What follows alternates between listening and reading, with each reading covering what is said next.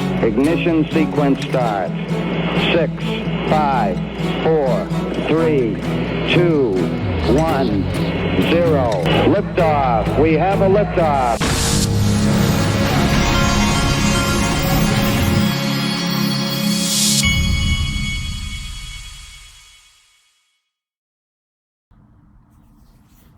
Hey everybody, this is the Digital Asset Investor, and I wanted to play you a little bit of this. This is Ray Fuentes, and he's doing a video here where he's kind of recapping a lot of the scams and the scary hacking type stuff that's going on in crypto. I want you to see a little part of this. Hey, what's going on, family and friends? Ray Fuentes here. Today we're discussing a wild paradox. In crypto, a world where every payment on chain is traceable, scammers are still racking up our hard-earned investments. How? And what can we do about it? Enter Chainara, an intelligence-driven threat detection platform built to stop crypto scams before they launch. Let's break it down. First, let's talk about the scams we're seeing. We're seeing AI deepfakes, cloned social media profile accounts, and polished support scams that hijack the people's trust. On blockchains like the XRP ledger, payments are final. If a scam slips past you, the funds are gone. Regulators in major markets now expect firms to spot fraud upstream, not refund it downstream. Unfortunately, that's the reality we live in today. Why do scams still work when everything's traceable? 3 reasons. Social engineering beats perfect ledgers. Scammers target people, not cryptography. Speed and scale. Bots spin up lookalike websites, YouTube streams, and even give away wallets by the tens of thousands. In fragmented signals, proof is scattered all over the place. Videos here, domains there, wallets everywhere. So victims... So that's just a little recap, but I want to keep reminding you that's why I partnered with iTrustCapital. That's why I have a lot of my XRP at iTrustCapital. It's because of their closed loop system.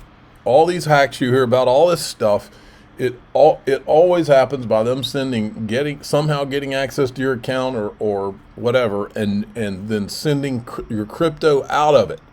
You never hear stories about them hacking your account and then sending money into a bank account. And at iTrustCapital, it's a closed loop system, which means you can send crypto and cash in, but you can only send cash out.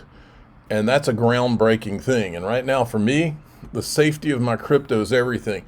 So if you want to open an iTrustCapital account, go to iTrustCapital.com/XRPArmy. You can open an IRA, premium custody account, send your XRP right in there, and it goes into free institutional custody.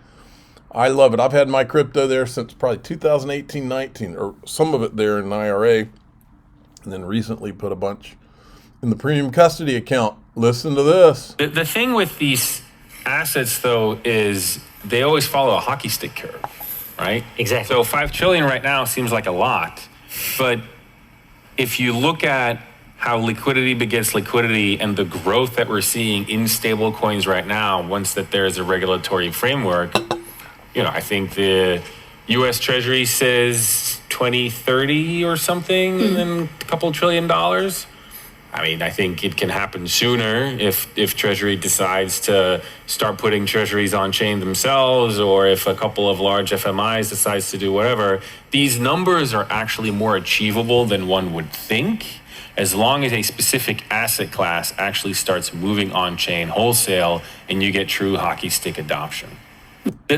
That's what I'm talking about. That's what's going to happen. Government shutdown could affect the spot crypto ETFs. ETF Cryptober may be on hold for a bit from SEC's operations plan under the lapse in appropriations and government shutdown. So that could be a thing. Seems like we're always waiting. That's just part of the game.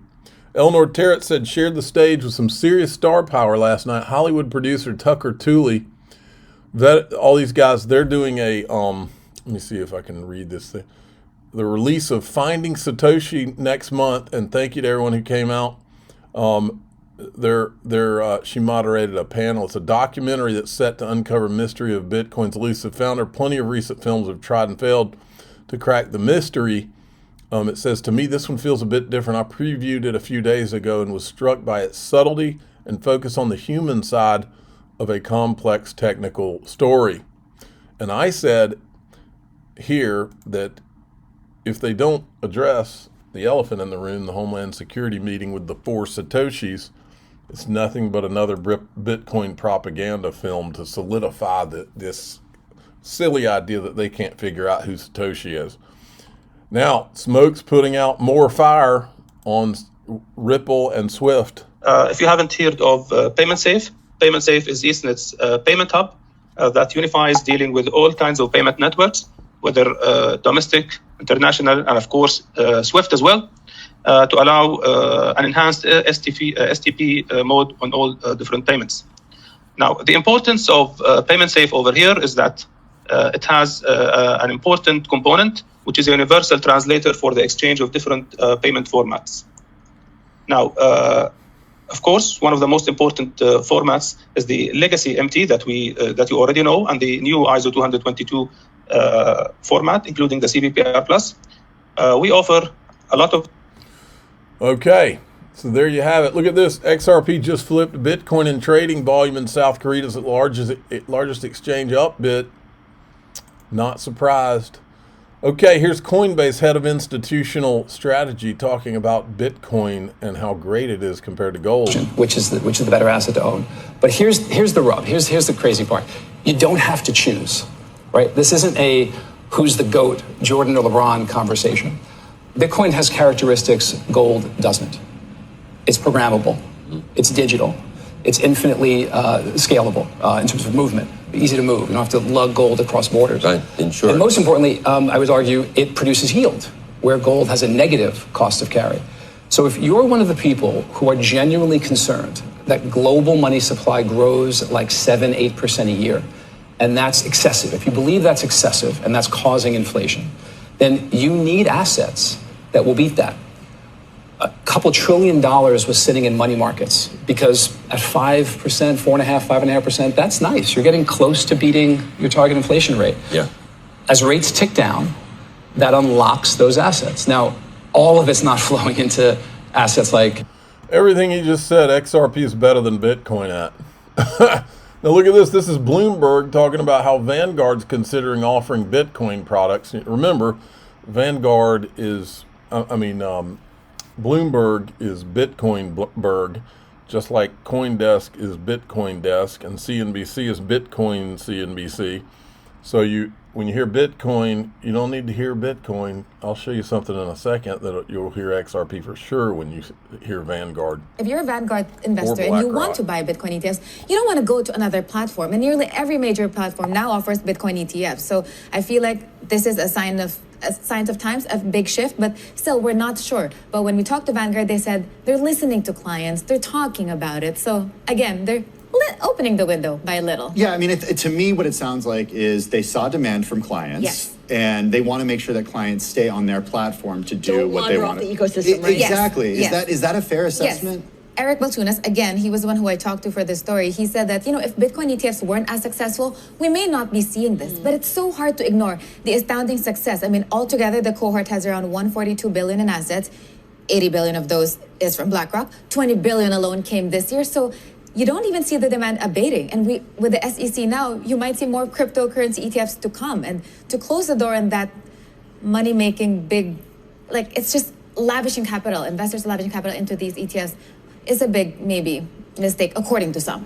I wonder to how much of a role the CEO, Salim Ramji, plays here in Vanguard's not changing his mind, but being a little bit more open to the idea of crypto and blockchain. Definitely big. I'm glad you brought that up because Salim Ramji, he's a BlackRock veteran. To many, he was one of the people in charge or led the charge for the IBIT to launch. So he has expressed openness with blockchain and Bitcoin, and he's the first outsider to ever become the CEO of Vanguard. So this is definitely, potentially, according to insiders, we don't have proof yet. Is it a little risky? Because in just 20 seconds here, if for some reason we see a widespread decline in crypto asset prices, people could say, hey, why did you let us do this? Could be, but that's the beauty of investing. You give people the choice to make that for themselves. If you're a Vanguard...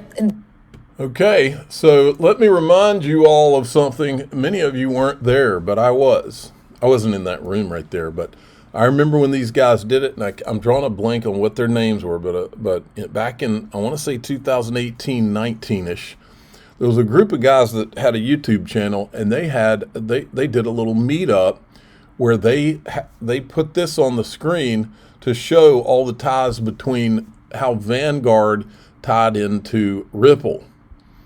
and it's all over the place. And you can see BlackRock there too. These are all, this is the reason I got into this, folks, is because I saw all these connections. But just look on that screen. All these companies are somehow tied to Ripple, folks. Vanguard and BlackRock, I believe, are two of the companies that have been behind all of this stuff. And I think they're directly linked to Ripple. Always have. Remember, Vanguard and BlackRock pretty much own the world. Now let's finish with this. I'm going to play the first part of this just so you remember, since David Schwartz is leaving, this is how it all started. This is why we know XRP is the one that's not Bitcoin. 2011, Jed McCaleb had the very original idea. And at the time, because proof of work was like the biggest thing that Bitcoin does different, everybody just sort of assumed that proof of work was like the secret sauce that made Bitcoin amazing. There's still people who believe that to this day. But I think at that time, the very first sort of cracks in the veneer were starting to appear. So for example, one early idea was that everybody could sort of mine on an equal basis, and that mining would be just like a standard way to convert extra power into money. And we now know that that's economically impossible, because whoever's the most efficient at it will just sort of drive everyone out of the business. And I think it was first becoming clear that proof of work wouldn't be democratic. It would create sort of, forced stakeholders. And that was the very first beginning. And Jed had this idea that you could replace proof of work with something else. And his original idea was a distributed agreement algorithm. So many of you probably know that there's been these distributed agreement algorithms have existed for a long time in computer science, since the 70s. And he had this idea that you could use a distributed agreement algorithm instead of proof of work. And we didn't know at the time, number one, whether that would work. And number two, if it did work, whether it would be good for anything, and what way its properties would be. Would it be different than Bitcoin? Would it be strictly worse? Would it be better in some way? So I started working in November of 2011 on replacing Bitcoin's proof of work consensus with a distributed agreement algorithm. And we discovered fairly quickly that it would work. You could do it, and it would produce some different properties from Bitcoin. One big difference is the consensus could be significantly faster. And would that be interesting? We also developed an account model rather than the UTXO model, which has its advantages and disadvantages. And then we brought Arthur Brito on as we were starting to think, what would be the distinguishing feature? What was the superpower that this chain had? And our earliest idea was XRP SuperPower. Bitcoin and most other blockchains today, there with very few counterexamples, they have somebody who produces each block. They have some method of deciding who produces the block. In Bitcoin, it's whoever wins the sort of proof of work lottery. In Ethereum, it's the stakers are selected in proportion to how much stake they have. But somebody is chosen, a sort of leader, that gets to produce the block. And we realized even back in early 2012 that the XRP Ledger's consensus algorithm was leaderless. It didn't have somebody who produced the block. And so we thought, because we have that advantage, what is an application where you need that advantage? And Arthur mostly realized that you could have an asset exchange, that you didn't want to have an asset exchange if you had a block producer, because the block producer could reorder transactions to their advantage. They could not, if there was some offer that was at a price that turned out to be too high or too low because the asset price moved, the person who produced the block could take that profit for themselves. They might not let you cancel an offer. I think you see the big picture here now, folks.